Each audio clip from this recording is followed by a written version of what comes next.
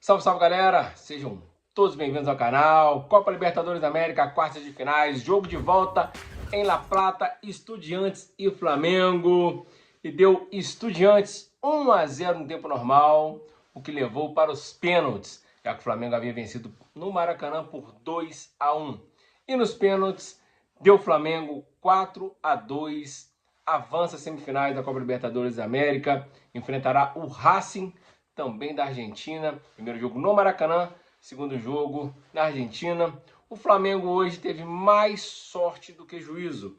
Está sendo muito comum nessas fases eliminatórias da Copa Libertadores, principalmente quando joga contra times fora do Brasil. Quando atua contra times aqui do Brasil, o Flamengo vai bem tanto no Maracanã quanto fora. E quando joga fora, independente se o time é forte ou fraco, como o de hoje é um time fraco tecnicamente, mas um time que tem uma camisa pesadíssima, um tetracampeão da Libertadores, Estudiantes. E o Flamengo fez um jogo muito medíocre. Quando eu digo medíocre, na acepção da palavra, mediano, uma partida fraca, ruim, sem aquele mesmo ímpeto que o Flamengo geralmente tem no Maracanã, que é até estranho que no futebol brasileiro, no Brasileirão, o Flamengo tem jogado da mesma forma dentro quanto fora. Hoje é um Flamengo lento, tentando cadenciar o jogo, tentando fazer o tempo passar e jogando com o resultado do Maracanã nas mãos, né? O Flamengo venceu por 2-1 no Maracanã, então hoje jogava pelo empate. O Flamengo fez um jogo modorrento, teve algumas chances de abrir o placar, é fato, né? Mas muitas delas com chute de fora da área, dois chutes do Saúl, um pegou na trave, o outro Muslera viu ela passar raspando. Teve uma jogada de contra-ataque, o Flamengo puxou o Lira pela esquerda, cruzou, o Pedro chega de carrinho, meio já abafado pela marcação, acabou chutando em cima do zagueiro, né? Não foi culpa do Pedro. E o Estudiantes sempre a mesma jogada, tentando sair nas costas com aquela famosa casquinha, né? O cara dá um chutão, um desvia, o outro tentar com a bola. O Estudiantes forçando muito o erro do Flamengo. Não fez uma grande partida do Estudiantes, apenas foi muito aplicado na marcação, assim como foi no Maracanã, mas no Maracanã o Flamengo foi mais envolvente. Os jogadores como o Lino, Arrascaeta, Prata, principalmente o Lino, o Prata e o Arrascaeta, muito abaixo. O Varela e o Alexandre não comprometeram, mas também não foram aqueles mesmos jogadores que geralmente eram no Maracanã. No meio-campo, o Saúl, para mim, foi o melhor jogador do Flamengo no jogo inteirinho.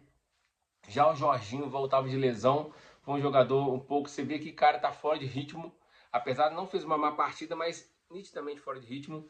A defesa, acho que bateu cabeça em certos momentos o Léo Pereira com o Léo Ortiz, muito por conta do Flamengo não conseguir segurar a bola. O Flamengo estava tentando tocar a bola demais na defesa e quando perdia a bola, leva ao contra-ataque. E numa dessas, né, já perto já nos acréscimos da primeira etapa, uma bola jogada para frente, uma casquinha, o Léo Pereira não conseguiu se antecipar, sobrou, se não me engano, o Benedetti pegou uma pancada de canhota, mas em cima do goleiro Rossi, que falhou. O Rossi saiu de vilão a herói no final da partida. Nesse momento, o Rossi toma um frango entre aspas, né, que foi uma pancada, mas a bola foi em cima dele. Ele está saindo como vilão, toma o gol, vem logo em seguida do gol, o juiz termina o primeiro tempo, vem o segundo tempo, o Flamengo com os mesmos problemas. Eu achei que o Flamengo ia voltar com uma outra pegada. O Flamengo teve mais posse de bola, mas aquela posse de bola de muita posse de bola lateral, toca para lá, toca para cá, né, invertendo no zagueiro, goleiro, lateral, goleiro, zagueiro, lateral, meio campo. Aí dava no ponta. Nesse momento já tinha entrado no segundo tempo.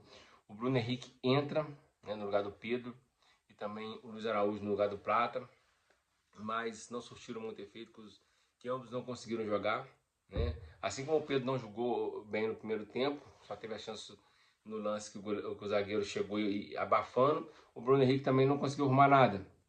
E o Flamengo abusou muito dos cruzamentos na área, principalmente com o Lino. O Lino pegava a bola na esquerda, tufo na área, com o Bruno Henrique. E só tinha o Bruno Henrique e a zaga do Estudiantes com 4, 5 homens na defesa, dentro da área, toda hora cortando. E o Flamengo não conseguia criar. E o Estudiantes na dele, toda hora contra-atacava. Engraçado, né? O Estudiantes estava vencendo o jogo, jogando em casa, e o Flamengo dando contra-ataque para ele.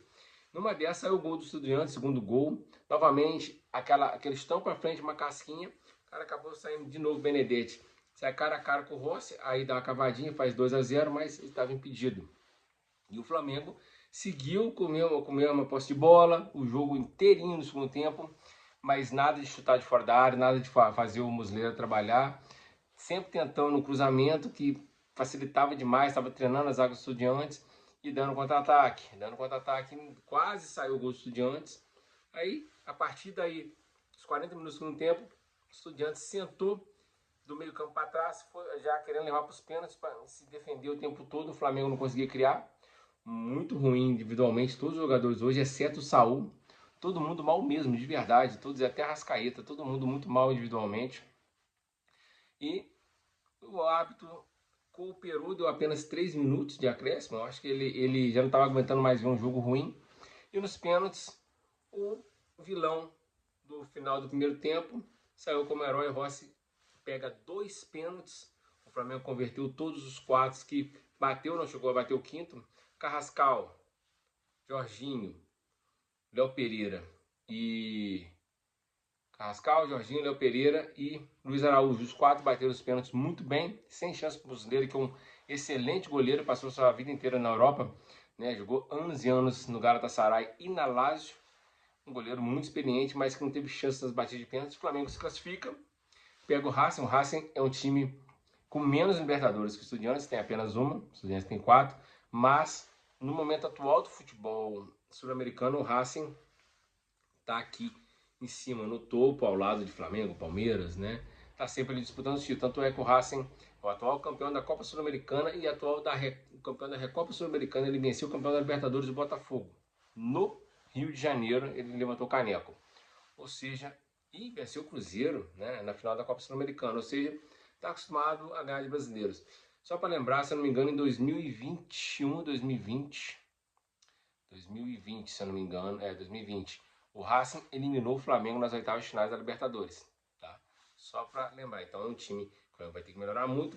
Acredito que o Flamengo, para as próximas partidas, esse jogo, acho que é só no final, no meados a final de outubro.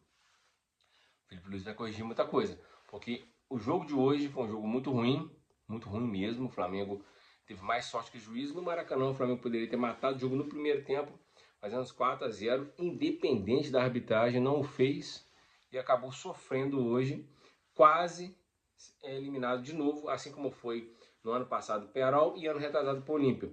Também 2 times de camisa, com muitos títulos, mas fracos, com elencos fracos, pouco dinheiro, pouco investimento. O Flamengo não poderia de forma alguma cair de novo para um time tão fraco. Não estamos falando de camisa de tradição, estamos falando de poder de investimento, jogadores melhores, jogadores com a capacidade técnica melhor. O Flamengo não fez valer seus jogadores, assim como o São Paulo não fez valer hoje com a LDU. O São Paulo caiu para a LDU e o Palmeiras fez valer sim contra o River. O Palmeiras passou de lavada contra o River e o Racing passou de lavada contra o Vélez.